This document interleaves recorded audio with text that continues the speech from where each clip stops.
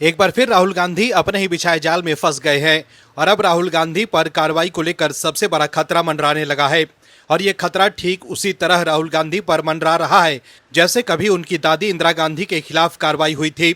दर्शकों, इतिहास गवाह है कि 1978 में इंदिरा गांधी को इमरजेंसी के दौरान अधिकारियों के काम में बाधा डालने पर संसद में तब के गृह मंत्री चरण सिंह के प्रस्ताव पर इंदिरा गांधी को सदन से निष्कासित किया गया था और उन्हें थोड़े दिनों के लिए जेल भी जाना पड़ा था।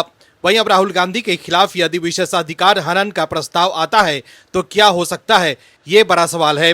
बात अगर संसद नियमों की करें तो उसके अनुसार हर सांसद के पास कुछ विशेषाधिकार होते हैं, जिसमें भाषण देने का अधिकार, सिविल मामलों में गिरफ्तारी से बचने जैसे अधिकार हैं। लेकिन संसद के अंदर कुछ ऐसे मामले भी हैं, जैसे कि अगर आपने किसी पर कोई आरोप लगाया तो आपको उसे सत्यापित करना होगा। उसके लिए आपको कुछ सबूत देने होंगे। आपको बताना होगा कि मैंने ये बातें यहाँ से कोट की है और संबंधित दस्तावेज की कॉपी आपको सदन में पेश करना होगा। हम ये बातें आपको इसलिए बता रहे हैं क्योंकि ताजा मामला राहुल गांधी से संबंधित है, जिसमें राहुल गांधी ने एप्स्टीन फाइल से संबंधित कुछ जानकारी सदन में अपने भाषण के दौरान कही है। अब सत्ता पक्ष का कहना है कि राहुल गांधी इसे सत्यापित करें, वरना उनके खिलाफ विशेषाधिकार हनन का मामला बनता है। बीजेपी ने राहुल गांधी के खिलाफ आवाज बुलंद कर दी है। बीजेपी सांसद निशिकांत दुबे ने लोकसभा अध्यक्ष ओम बिरला को पत्र लिखकर और लोकसभा में मांग की है कि राहुल गांधी की लोकसभा सदस्यता समाप्त करने की दिशा में कदम उठाए जाएं। निशिकांत दुबे ने स्पीकर को लिखे पत्र में कांग्रेस सांसद राहुल गांधी के कथित अनैतिक आचरण की जांच के लिए एक संसदीय जांच समिति गठित करने की मांग की है। पत्र में उन्होंने राहुल गांधी की संसद सदस्यता समाप्त करने तक की कार्रवाई पर विचार करने का भी आग्रह किया है। ऐसे में यदि राहुल गांधी के खिलाफ विशेषाधिकार हनन का प्रस्ताव मंजूर हो जाता है और सदन चाहे तो राहुल गांधी को सदन से निष्कासित किया जा सकता है। फिर ऐसे हालात में उनकी सदस्यता भी जा सकती है। दर्शकों, निशिकांत दुबे राहुल गांधी के चुनाव लड़ने पर ही पाबंदी लगाने की मांग कर रहे हैं। वहीं आप दर्शक क्या चाहते हैं, कमेंट सेक्शन में जरूर बताएं। आप दर्शक निशिकांत दुबे के साथ हैं तो कमेंट में वी सपोर्ट दुबे जी जरूर लिखें, ताकि विपक्ष को साफ संदेश जाए कि देश के लोग सरकार के साथ है। इस खबर में आगे आपको बताएंगे सब कुछ डिटेल में कि कैसे राहुल गांधी की बढ़ गई है मुश्किलें। इसके अलावा दूसरे खबरों के बारे में भी बताएंगे, तो बने रहिए हमारे साथ अंत तक और देखिए हमारी ये खास रिपोर्ट। साथ ही आप दर्शकों से विनम्र निवेदन है कि अगर अब तक आपने चैनल को सब्सक्राइब नहीं किया है तो अभी कर लीजिए। दर्शकों, निशिकांत दुबे ने लोकसभा में राहुल गांधी पर बड़ा हमला बोला है। इसके साथ ही एक्स पर अपना वीडियो शेयर कर निशिकांत दुबे ने लिखा है कि सोरस फाउंडेशन और देश के टुकड़े टुकड़े करने वाले ताकतों के साथ मिलकर विपक्ष के नेता राहुल गांधी जी भारत का विभाजन करना चाहते हैं। मैंने लोकसभा के नियम 352(5) और नियम 353 के तहत उनकी सदस्यता रद्द करने व भविष्य में चुनाव नहीं लड़ने की पाबंदी का मोशन पेश किया है। वह इस मुद्दे पर घिरने के बाद कांग्रेस आईटी सेल की प्रमुख सुप्रिया श्रीनेत ने एक्स पर लिखा है कि मुद्दा राहुल गांधी जी की ट्रेड डील पर कही बात है। मुद्दा है डेटा को अमेरिका को सौंपना, मुद्दा है किसानों की तबाही, मुद्दा है एनर्जी सिक्योरिटी का समर्पण, मुद्दा है उद्योग की बर्बादी। प्रिविलेज मोशन का शिगुफा आपको उलझाने राहुल गांधी जी के बातों से ध्यान भटकाना है। हम भटकेंगे नहीं। वहीं आप दर्शक भी कमेंट में बताइए कि असल मुद्दा क्या है। वहीं कांग्रेस के अंदर इस्तीफा बम फूट गया है। लोकसभा में विपक्ष के उपनेता गौरव गोगोई के पाकिस्तान से कथित संबंध का मामला अब कांग्रेस पार्टी के अंदर ही जोर पकड़ रहा है। असम में कांग्रेस की चुनाव समिति के उपाध्यक्ष संजू बरुआ ने गौरव गोगोई के कथित पाकिस्तान कनेक्शन पर चिंता जताते हुए पार्टी से इस्तीफा दे दिया है। हाल ही में रिपोर्ट सार्वजनिक होने और असम के सीएम हेमंता बिस्वा शर्मा के गौरव गोगोई के आरोपों के बाद बरुआ ने अपना इस्तीफा पार्टी प्रमुख मल्लिकार्जुन खड़गे को भेज दिया। उन्होंने अपने त्याग पत्र में कहा कि राष्ट्रीय सुरक्षा से ऊपर कुछ भी नहीं हो सकता। बरुआ ने बताया कि उन्होंने पहले भी कांग्रेस नेतृत्व से गौरव गोगोई पर स्थिति स्पष्ट करने के लिए दो चिट्ठियां लिखी थी। बरुआ ने अपने इस्तीफे के बाद मीडिया से कहा कि मैं स्वतंत्रता सेनानियों के परिवार से हूं और ऐसे व्यक्ति के साथ काम नहीं कर सकता जिसके खिलाफ पाकिस्तान से लिंक होने के आरोप हैं। वहीं केंद्र की मोदी सरकार ने वंदे मातरम को लेकर बुधवार को दिशा निर्देश जारी किए हैं। नए दिशा निर्देश के मुताबिक अब सरकारी कार्यक्रमों, स्कूल और कई महत्वपूर्ण योजनाओं में वंदे मातरम बजाना अनिवार्य होगा और सभी लोगों को खड़े होकर इसका सम्मान करना होगा। लेकिन इसको लेकर अब मुस्लिम नेता इस पर ऐतराज जता रहे हैं। असदुद्दीन ओवैसी समेत तमाम मुस्लिम नेता इसका विरोध कर रहे हैं। वहीं दूसरी तरफ सुप्रीम कोर्ट से एक बड़ी खबर सामने आई है। सुप्रीम कोर्ट ने कर्नाटक के आलंद दरगाह में हिंदू धर्म से संबंधित पूजा अर्चना की अनुमति देने वाले न्यायिक आदेश पर रोक लगाने की मांग वाली एक रिट याचिका खारिज कर दी है। सुप्रीम कोर्ट ने अर्जी पर कहा कि इस मामले में संविधान के अनुच्छेद 32 का इस्तेमाल नहीं किया जा सकता। दर्शकों, पूर्व सेना प्रमुख एमएन नरवणे की किताब पर पोल खुलने के बाद राहुल गांधी अब इस मुद्दे पर कुछ बोलने लायक नहीं रह गए।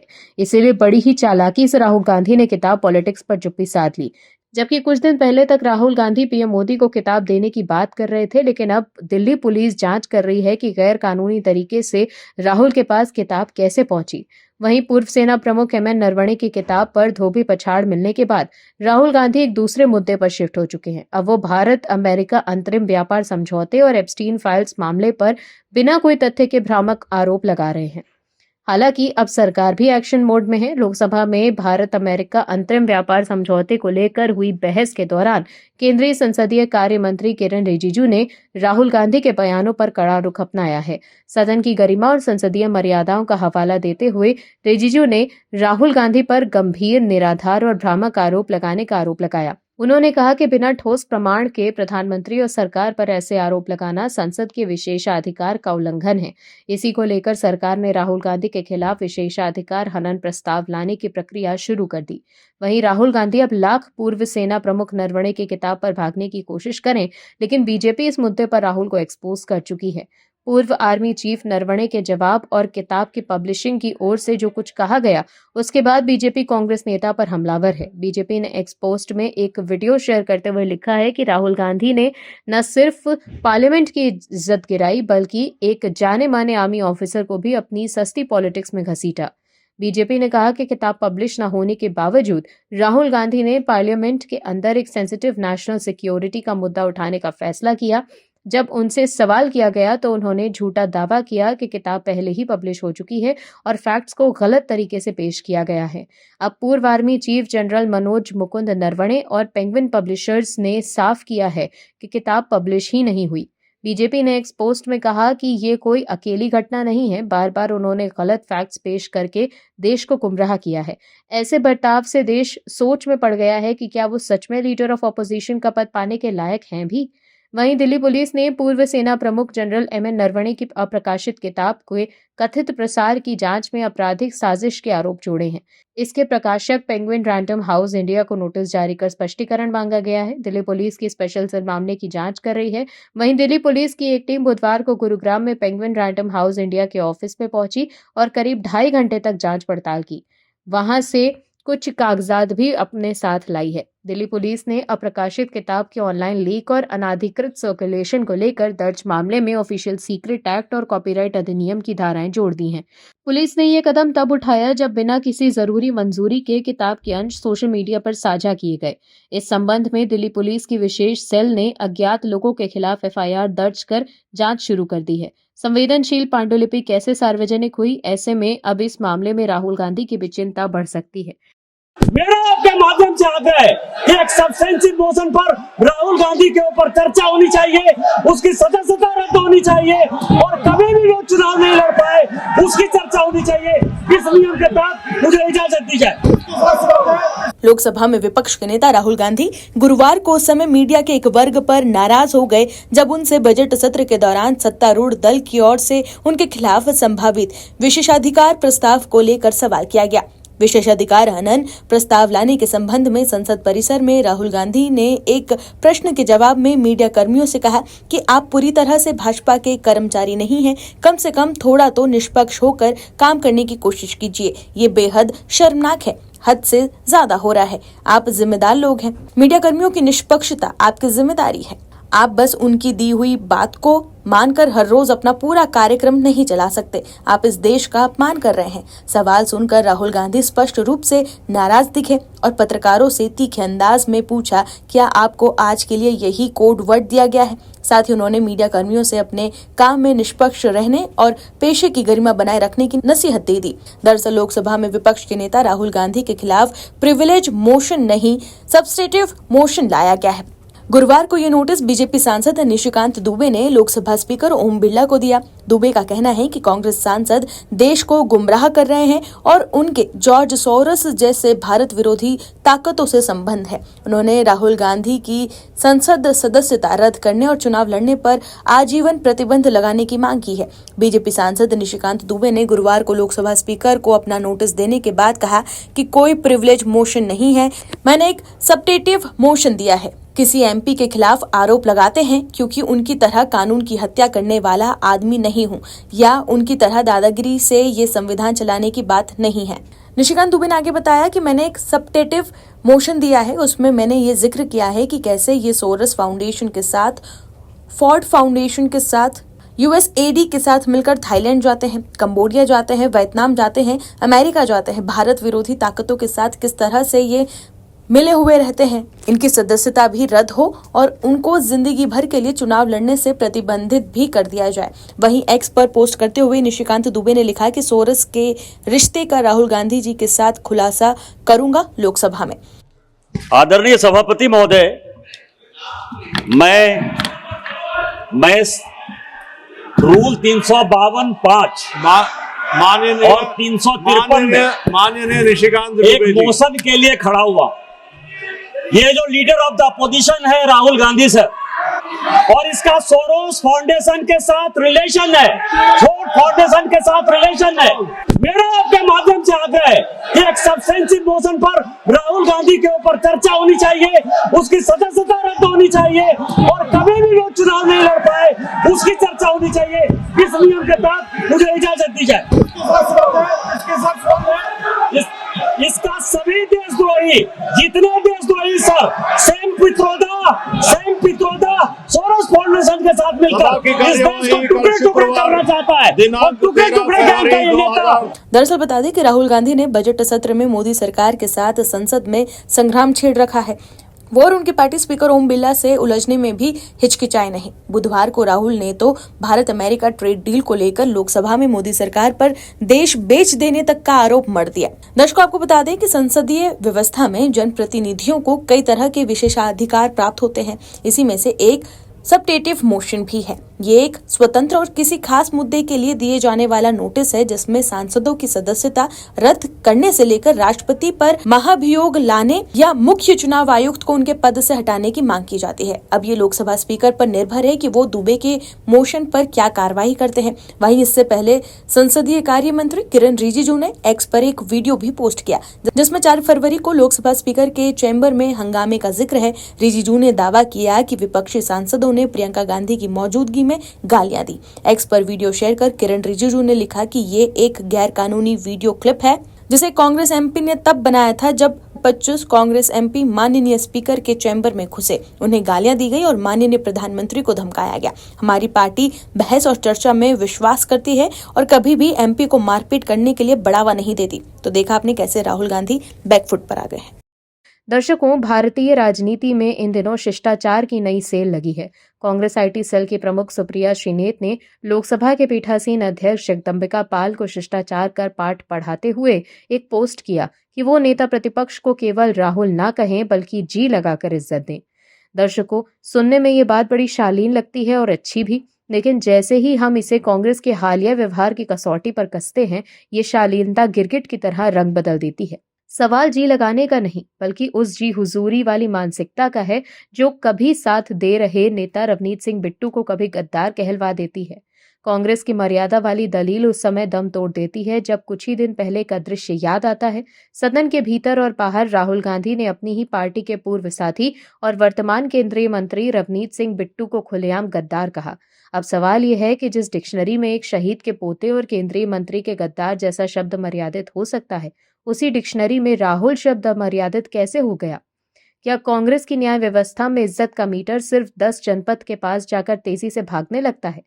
जब राहुल गांधी सदन के सामने देश के प्रधानमंत्री के लिए डरपोक, डंडे पड़ेंगे या दूसरे अपमानजनक शब्दों का प्रयोग करते हैं, तब कांग्रेस के लोग राहुल गांधी को क्यों नहीं शिष्टाचार का पाठ पढ़ाते? वहीं जब कोई वरिष्ठ सांसद उन्हें उनके नाम से पुकार ले तो लोकतंत्र खतरे में आ जाता है। सुप्रिया श्रीनेत ने एक्स पर लिखा है, जगदम्बिका पाल जी, ये जो आप बार बार नेता विपक्ष को राहुल राहुल कहकर बुला रहे हैं और बीजेपी वालों को जीजी कह रहे हैं, ये आपकी शूद्रता दिखाता है। राजनीतिक मर्यादा बनाए रखने दीजिए, वरना कहने को बहुत कुछ है। राहुल गांधी जी नेता प्रतिपक्ष हैं, इज्जत दीजिए तो आपको भी मिलेगी। दर्शकों, सुप्रिया श्रीनेत ने कहा है कि राहुल गांधी जी नेता प्रतिपक्ष हैं, इज्जत दीजिए, बिल्कुल दीजिए, पद का सम्मान होना चाहिए, लेकिन क्या यही नियम जगदम्बिका पाल पर लागू नहीं होता? वो 24 घंटों के मुख्यमंत्री रहे हों या दशकों के सांसद, उम्र और अनुभव में वो राहुल गांधी से भी वरिष्ठ हैं, लेकिन शायद कांग्रेस के दरबारी चश्मे में उम्र और तजुर्बे की कीमत सरनेम से कम है। वहीं सोशल मीडिया पर लोगों ने सुप्रिया श्रीनेत को आईना दिखाते हुए एक्स यूजर ने पोस्ट कर पूछा है, राहुल बोल दिया तो धमकी देने लगी। क्या संसद में माइक छीनना और कागज फाड़ना कांग्रेसी संस्कार है? इज्जत पद की कुर्सी से नहीं बल्कि उस कुर्सी पर बैठने वाले के आचरण से आती है। वहीं आप दूसरों को गद्दार कहेंगे तो दुनिया आपको महामहिम नहीं कहेगी। दर्शकों, अगर कांग्रेस मर्यादा की बात करती है तो लोग उन्हें कांग्रेस के ही कुछ पुराने अपमानों के बारे में भी आईना दिखाएंगे। सीताराम केसरी, जिन्हें धोती पकड़कर दफ्तर से बाहर निकाल दिया गया था, क्या तब जी वाला सॉफ्टवेयर क्रैश हो गया था? वहीं पीवी नरसिम्हा राव, जिनके पार्थिव शरीर को पार्टी मुख्यालय के गेट तक नसीब नहीं होने दिया गया, क्या उनके पद और उम्र के लिए इज्जत का कोई कोटा नहीं था? दर्शकों, सुप्रिया श्रीनेत का ये पोस्ट दरअसल कांग्रेस की उस टेप रिकॉर्डर वाली सोच का हिस्सा है जिसमें अगर राहुल शब्द के आगे जी ना लगा तो रील फंस जाती है। कड़वा सच तो ये है कि लोकतंत्र में कोई भी पवित्र गाय नहीं है जिनके नाम से उन्हें ना पुकारा जा सके। अगर जी चाहिए तो पहले दूसरों को गद्दार कहना बंद करिए, क्योंकि राजनीति में सम्मान रिफंड हो जाता है, जितना आप देंगे उतना ही आपको मिलेगा। वहीं जब दूसरे पोस्ट में सुप्रिया श्रीनेत ने आधा अधूरा वीडियो पोस्ट कर राहुल गांधी की तारीफ करने की कोशिश की, लेकिन यहां भी यूजर्स ने पूरा वीडियो शेयर कर करारा जवाब दे डाला, जिससे राहुल गांधी तो एक्सपोज हो ही गए, सुप्रिया श्रीनेत की भी अकल ठिकाने पर आ गई होगी। दरअसल लोकसभा में आज बजट पर चर्चा के दौरान राहुल गांधी और अध्यक्ष की कुर्सी पर बैठे जगदम्बिका पाल के बीच नोकझोंक देखने को मिली। राहुल ने जगदम्बिका पाल को कहा कि आप हमारी पार्टी के पूर्व सदस्य रहे हैं, इसीलिए मैं आपको स्पेशल फेवर करूंगा। इस पर नाराज होकर जगदम्बिका पाल ने कहा कि आप मेरे बारे में बार बार क्यों बोल रहे हैं? इस पर राहुल ने कहा कि आप हमारी पार्टी के पूर्व सदस्य रहे हैं, मुझे पता है कि आपका दिल हमारी तरफ है।